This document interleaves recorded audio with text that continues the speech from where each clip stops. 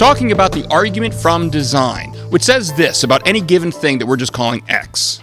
Premise 1. X is either designed, or the result of chance, or the result of natural law, or the combination of chance and natural law. Premise 2. X is not the result of chance or natural law, or the combination of both. Conclusion, therefore, X is the result of design. Now, if this argument holds true for the universe as a whole, then the conclusion would show that the universe is designed. In other words, God exists.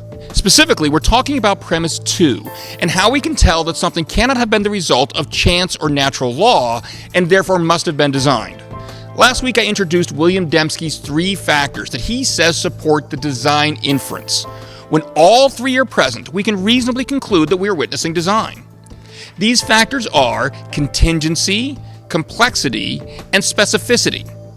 I gave an example of contingency last week. This week, we'll define complexity.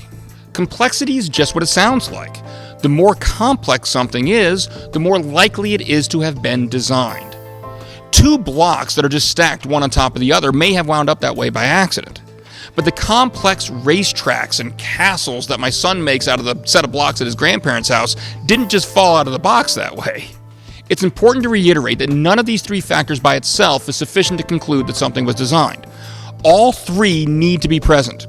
Look, there are plenty of complex things found in nature that came about through natural processes. The point here, though, is that if something is not complex, we certainly cannot reasonably conclude that it was the result of design.